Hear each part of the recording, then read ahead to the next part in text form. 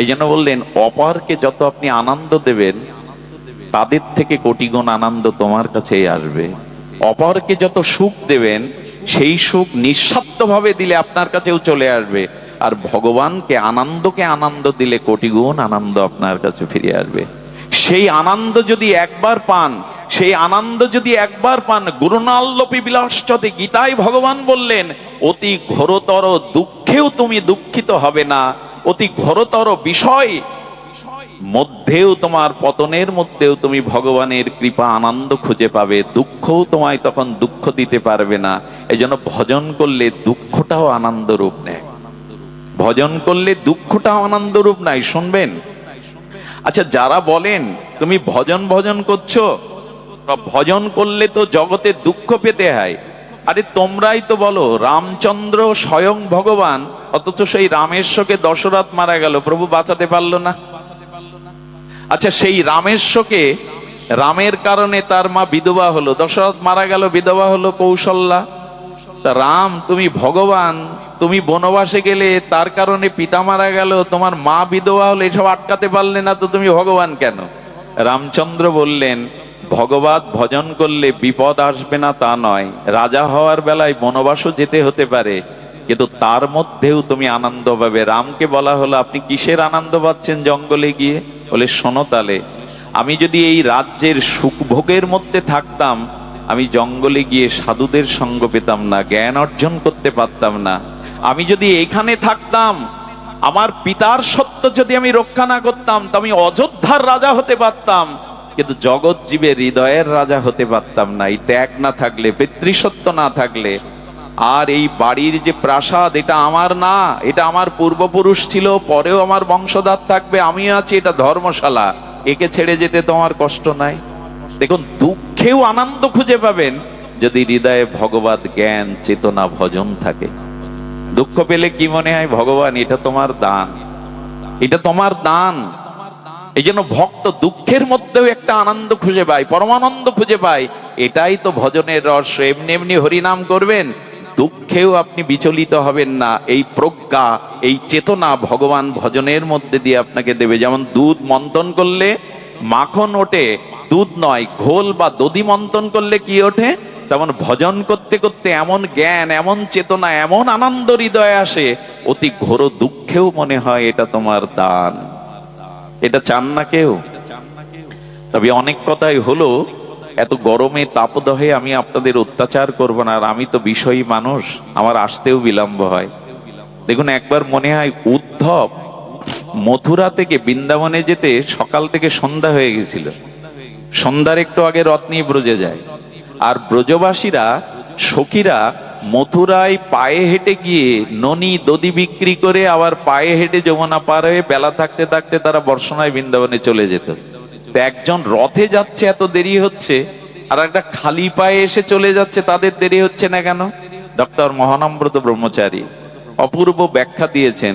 বলে, আমার মতো যারা বিষয় বাসনা কামনার রাজ্যে বাস করে, তাদের ভগবান রাজ্যে, প্রেমের রাজ্যে যেতে অনেক দেরি হয়ে যায়। আর আপনাদের মতো যারা প্রেম বা ভজন রাজ্যে আছেন, তারা বিষয়ের মধ্যে থাকলে অতি দ্রুত ভজন রাজ্যে আসতে পারেন। আপনারা কখন 8টায় এসেছেন, 7টায় এসেছেন। যারা প্রেম রাজ্যে আছে ওরা দ্রুত ফিরে আসতে পারে। আমার মতো যারা বিষয় ভোগের রাজ্যে আছে, এরা ভজন রাজ্যে, সাধু রাজ্যে আসতে এদের বিলম্ব হয়। এখন এই ভজনটা কি, আমি সংক্ষিপ্ত একটি লীলা, সংক্ষিপ্ত একটি তত্ত্ব জানিয়ে আপনাদের চেষ্টা করব সামান্য একটু সময় হৃদয়ের প্রেমানন্দ ভগবত কৃপায় দানের জন্য। এখন ভজনটা কি খুব লক্ষ্য করতে হবে। এবার আমরা সিদ্ধান্তে এসেছি, আমরা সোপান বাইতে বাইতে প্রায় সৌধের উপরে উঠছি। এখানে আপনাদের নিবেদন করব যে আপনারা এই কথাটি একটু কষ্ট হলেও ধ্যান দিয়ে শুনুন। ভজন সদ্গুরুদেবের চরণাশ্রয় হলো ভজনের প্রথম সত্য। যদি ভজন করতে চান, তাহলে শ্রীগুরুর চরণাশ্রয় অবশ্যই আপনাদের কর্তব্য। শ্রীগুরু চরণাশ্রয় ব্যতীত ভজন শুরু হবে না। আচ্ছা, আপনি যদি মেডিকেলের বই বাড়ি বসে বসে পড়েন, আপনি এমবিবিএস এর স্বীকৃতি পাবেন। ওই একই বই যদি আপনি কোনো মেডিকেল কলেজে পরীক্ষায় উত্তীর্ণ হয়ে পড়াশোনা করেন, তখন আপনাকে ডাক্তারের সার্টিফিকেট দিয়ে দেবে, এমবিবিএস এর সার্টিফিকেট দিয়ে দেবে। এই জন্য ওটা সরকারি একটা স্বীকৃতি লাগবে, এই স্বীকৃতি না হলে হবে না। তেমনি আপনি যদি বলেন আমাকে গুরুকরণের কি দরকার, আমি কি হরে কৃষ্ণ নাম বলতে পারি না, আমি কি গীতা ভাগবত পড়তে পারি না, বলো কাজ হবে না। কাজ হবে না হলেও আপনি প্রকৃত কল্যাণ পাবেন না, কারণ আপনাকে মেডিকেলের বই বাড়ি বসে পড়লে হবে না, ওইটা প্রফেসর বা শিক্ষকদের কাছে পড়তে হবে, ওদের কাছে ট্রেনিং নিতে হবে, আবার 1 বছর ওদের পেছনে ঘুরে ঘুরে বাস্তব অভিজ্ঞতা অর্জন করতে হবে, এরপরে আপনাকে সার্টিফিকেটটা দেবে। ঠিক তেমনি শ্রীগুরু চরণ আশ্রয় ব্যতীত, শ্রীগুরুর কাছ থেকে ভজন শিক্ষা ব্যতীত ভজন রাজ্যে আপনার পরিবেশ অধিকারী নাই। কিন্তু হিন্দুদের এই একটা, সনাতন হিন্দুদের এই একটা জায়গায় দুর্বলতা আছে, বাচ্চার গান শেখানোর জন্য গানের মাস্টার, ফুটবল খেলা শেখানোর জন্য কোচার, ক্রিকেটার করবে বলে কোচার, এমনকি অঙ্ক শেখানোর জন্য অঙ্কের মাস্টার, ইংরেজির জন্য আলাদা মাস্টার। এখন তো বাচ্চাদের সে পড়তে পড়তেই সারাদিন চলে যায়।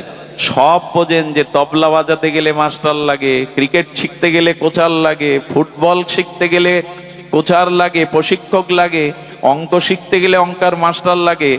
মানুষ হতে গেলে যে, ভগবানের জ্ঞান অর্জন করতে গেলে যে গুরু লাগে, এটাই আমাদের পরিবারের, হিন্দু পরিবারের অনেকেই মনে করেন আরে দীক্ষা আবার কি, দীক্ষা আবার কি, পড়াশোনা কর, ডিগ্রি অর্জন কর, চাকরি বাকরি কর, দীক্ষা আবার কি। আর এখন দীক্ষা নেওয়ার সময় হয়নি। 5 বছর বয়সের বাচ্চাদের কানে একটু হরিনাম দিয়ে দিতে হয়, ওই বীজটা ভেতরে দিয়ে দিতে হয়। যেমন বর্ষাকালে, বর্ষায় স্নাত হলে মাটির গহ্বরে যে বীজগুলো লুকিয়ে থাকে, বীজ ওটা অঙ্কুরিত হয়, হয় কিনা? বর্ষাকালে অনেক আগাছা জন্মায়, বীজগুলো ছিল বলে, জল পেয়েছে বলে, বীজ না থাকলে অঙ্কুর হতো না। তখন হরিনামটা 5 বছর বয়সে সন্তানদের কর্ণে দিয়ে দিতে হয়, পরবর্তীতে সাধু সঙ্গে গুরু কৃপায় ওটাই প্রেম ভক্তির লতা হয়ে দেখা দেয়। আমরা বলি পড়, কিন্তু দীক্ষা দেওয়ার তালে নেই। আপনি বিশ্বাস করবেন না, আমি জীবনে কোনো পাঠে বসে কোনো সম্প্রদায়ের সমালোচনা করি না, কোনো সাম্প্রদায়িক কথা বলি না, কিন্তু আমি দেখেছি একবার ভোর 4টেই আমি তখন মোটরসাইকেলে পাঠ করে একটা মুসলিম পাড়া দিয়ে যাচ্ছি, আমি অবাক হয়ে দেখলাম শতকরা প্রায় 60 জন মুসলিম মহিলারা সকালে নামাজ পড়ে কোরআন তেলাওয়াত করছে বাড়িতে বসে। আমি অবাক হয়ে গেলাম, শতকরা মুসলিমদের 60 জন মায়েরা সকালবেলা নামাজ আদায় করে কোরআন তেলাওয়াত করে, 60% মহিলারা। আমাদের মঙ্গল আরতি দিতে কটা মা ওঠেন ভোরবেলা? আমরা তো খুব নাম যোগ্য, 24 প্রহার, 56 প্রহার, 4 দিন ভাগবত ঢালাও ভাবে দিচ্ছেন। বাড়িতে ধর্মকর্ম কতটুকু করি পারিবারিক ভাবে? কত দুঃখ জানে না। এই বঙ্গদেশেই জন্মে কোটি কোটি গুণ সৌভাগ্য থাকলে, অনন্ত জন্মের তপস্যা থাকলে তবে এই বাংলার মাটিতে জন্মানো যায়, এই ভারত ভূখণ্ড, এই বাংলার পবিত্র মাটিতে জন্মানো যায়। আর এই মাটিতে কোটি জন্মের সৌভাগ্য হলো সনাতনীর হিন্দুর ঘরে জন্মানো যায়।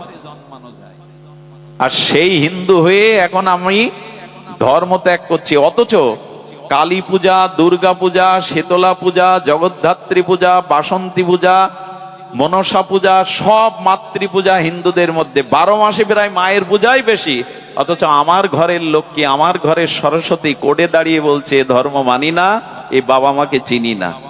কি করলেন সারা জীবন এই নাম কীর্তন দিয়ে, পাঠ দিয়ে?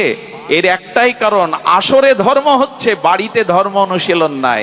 বাড়িতে গীতা, ভাগবত, হরিনাম, বড়দের প্রণাম, এই শিক্ষাই নাই। তো হবেটা কি এই জাতির? বাড়িতে ফিরে নিয়ে ধর্মকর্ম শুরু করুন। মা যদি করতাল বাজিয়ে বসে ঠাকুর ঘরে সকাল সন্ধ্যায়, ছেলেটা বসবে, একদিন মেয়েটাও মায়ের পাশে বসবে। স্বামীর মনে দুঃখ থাকলে, রোগ থাকলে ও একদিন আপনার পাশে গিয়ে বসবে। আর ওখানের একটা ভগবানের নাম, একটা দিব্য বাণী আপনার জীবনে কল্যাণ আনবে। তাই বলি কি, দীক্ষা শিক্ষা নিয়ে পরিবারে একটু ধর্মচর্চা শুরু করুন। সুধীবৃন্দ, এ কথা বলতে বলতে আমার 9 বছর বয়স থেকে আজ এই পর্যন্ত চেষ্টা করছি, কিন্তু কাজে এলো কই? আমি এখন মকসেদপুরে আসা কমিয়েই দিয়েছি। তার একটা কারণ শুনুন। বলে কারণ অন্য কিছু না, অধিক দিন ভাগবত পাঠ করেও যদি দেখা যায় কারো মধ্যে ভজন আসেনি, পরিবর্তন আসেনি, স্বভাব সংস্কার আসেনি, তবে সেখান থেকে পিছিয়ে যায় নিজের ব্যর্থতায়, যে আমি জাগাতে পারিনি, আমি ব্যর্থ হয়েছি, আমি জাগাতে পারিনি এই মানুষগুলোকে। গুরুদেব বলে দিয়েছেন, যা কুকুর হয়ে ঘেউ ঘেউ কর। বাড়ির পোষা কুকুর কি করে জানেন? আপনি এক মুঠো খেতে দেন, শীতকালে একটা চট গায়ে দিয়ে দেন, অথচ ডাকছে, আর আপনার তখন ঘুম আসছে, কেবল ঘুম আসছে। কুকুরটা যখন ঘেউ ঘেউ করে ডাকছে, মালিক বললে খেতে দিয়ে আশ্রয় দিয়ে তুই ঘুমাতে দিবি না, জুতা লাঠি যা থাকে ছুড়ে ছুড়ে মারে। রাগ করে যে ঘুম নষ্ট হচ্ছে ওর চিৎকারে, সকালবেলা উঠে দেখে আসলে কুকুরটা ডাকছিল আমার মঙ্গলের জন্য, আমাকে জাগানোর জন্য, কারণ চুরি হয়ে গেছে ওই ঘর থেকে, তাই ডাকছিল। আমাদের মতো কুকুররা আপনাদের দ্বারে এসে এই যে ঘেউ ঘেউ করছে না, এই ঘেউ ঘেউ করছে কেন জানেন? সময় চুরি হয়ে যাচ্ছে, এই জীবন মৃত্যুর দিকে এক একটা দিন এগিয়ে যাচ্ছে, আর সময় পাবো না। আমাদের মতো কুকুররা আপনাদের দ্বারে দ্বারে ঘেউ ঘেউ করে যদি কাউকে জাগাতে না পারি, তাহলে আর এসেই লাভ কি?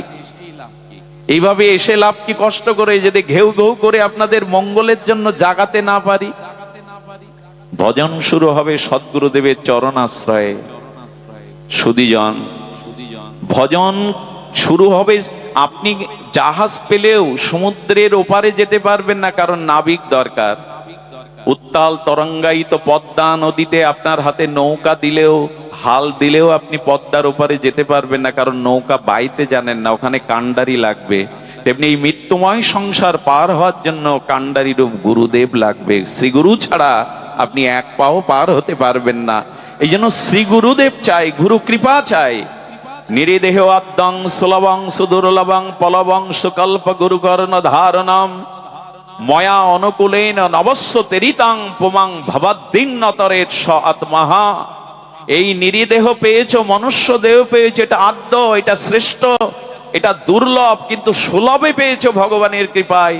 এখন গুরুদেবকে কান্ডারি না করলে, হরিনাম হরিকথার পালে বাতাস তুলে না দিলে, তুমি যে মৃত্যুর ওপারে যেতে পারবে না, ভগবান রাজ্যে যেতে পারবে না।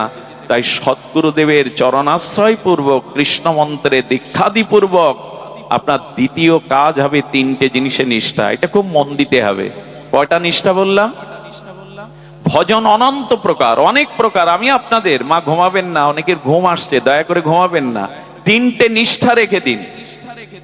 দেখুন, যে যে পদে আছে, যে যে অবস্থানে আছে, ওখানে তার বাহ্যিক বা আন্তরিক অন্তরে কিছু লক্ষণ থাকতে হবে, কিছু প্রকাশ থাকতে হবে, না হলে ওই পদে, ওইখানে তাকে সেইখানে যোগ্য মানা যাবে না। একটু দৃষ্টান্ত স্বরূপ বলি।